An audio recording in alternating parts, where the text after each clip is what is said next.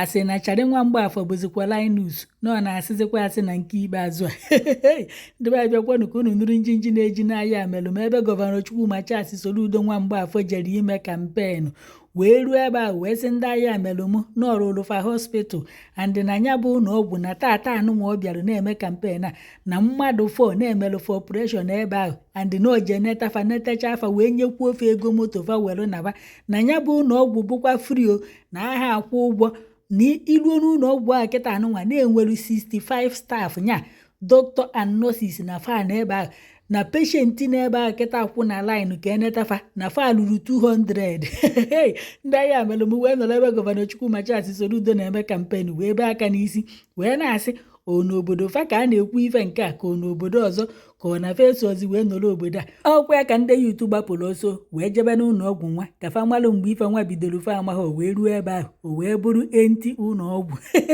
na-agbachiri ya agbachi even sef na enweedo oke na enweedo ngwere unu makwu na ya mgbe isi enyi jeluseta ebe fa nwee General Hospital na nke a na-afụdula egwu na ya fụ ọkụ ka ejizie wee mere ebe a na-azụ na nke anụnwa na afọ ọdịrigetimana ncha nchari na onwedo onye na ya na-agbachiri ụzọ agbachi na Okeke anọghị ya na oke afọ anọghị ya ndị mmadụ wee kpụrụ gọvanọ Chukwumacha Soludo n'ọnụ wee nọrọ na kọmentị wee na-asị na ọ na-aṅụzi kai ka o jizikwa anya ya ka ọ na ụmụazị ife ọ na-akọ ka hapụ unu ka unu nene n'ụlọ ọgwụ ka unu fụ ebe ụmụ ahụhụ na ngwere na oke bụzi dọkịta bụrụ nọọsụ bụrụ ndị bịara ịmụ nwa oke bụrụzie getimana ya bụ ife agbakwa na obere ife. Today, and I commissioned the General Hospital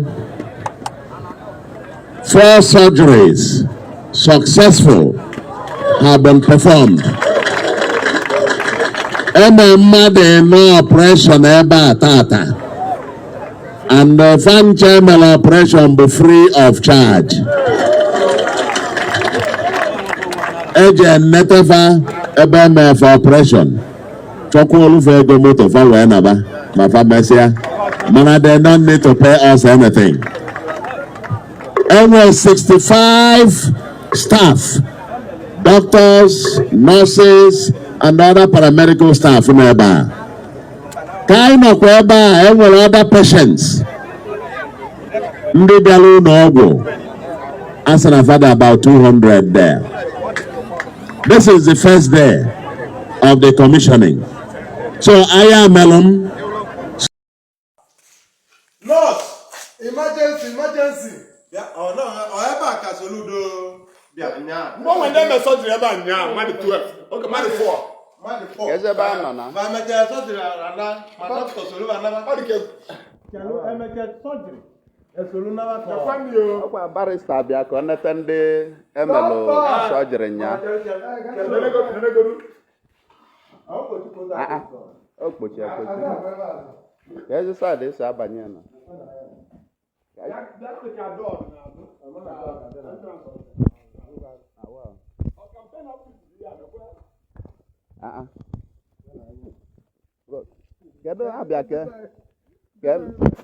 Can attend him a surgery in Yamelu no go on. Well, and half a level. No, I got one of that surgery. Now, as I won't go as Kazin in the women surgery can let have can Mrs. Surgery was Banaba.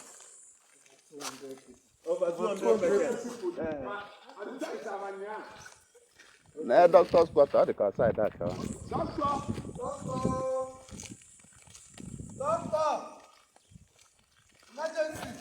IG, the sum of 50,000. When now Governor Chukwuma Soludo, Ayamelu, Community Secondary School. It's my school.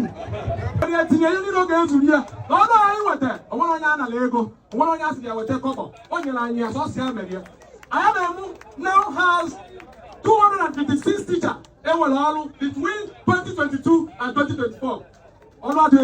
Thank you so much, sir.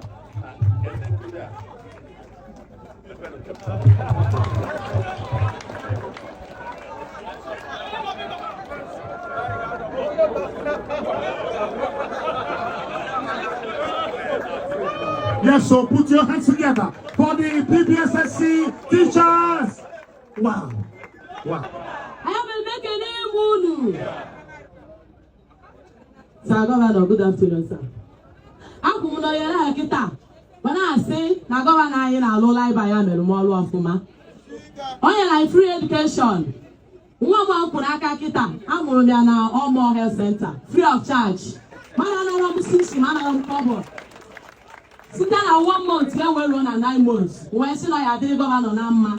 Now Jesus Christ, boy, Ayamelu Mundeba in Eba. Abru Kajua Muni Muchemu, see Soludo, Chilizayi Gavaze. Ayamelu make a name. Thank you, Mr. Governor, for the privilege you gave to Anambra youth to learn skills, entrepreneurship skills and apprenticeship skills. Father, we love you so much, Mr. Governor. And we assure you that this second tenure, we are going to support you. Our vote, Ayamelu vote is for you. He empowered 5,000 youths and also included 8,300 youths. And he also promised us that phase 3, when you choose K, is on the way. Let's clap for Mr. Governor. One youth! One youth! Mr. Governor, I greet you. Ora Tuegu.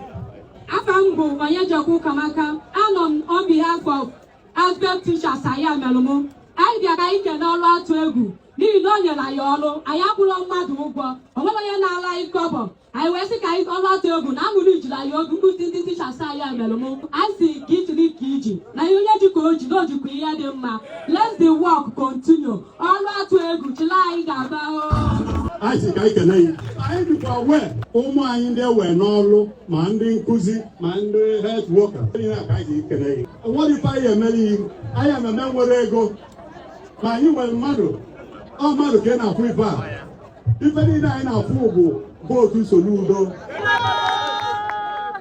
Ego anụnwafa na-enye gọvanọ mmadụ a na-eje agbanye mmiri na osimiri Jọda bikonu faye were ego a wee jee kpote okwute na aja ebe a isi enyi sepụtara na ekwe ha alụlụfe ụzọ idi na adọ moto ha aga were eje kpoo aja ebe a ka fa na-aga fa were ya na-achịnye gọvanọ ji ego na-eriju afọ okotorigba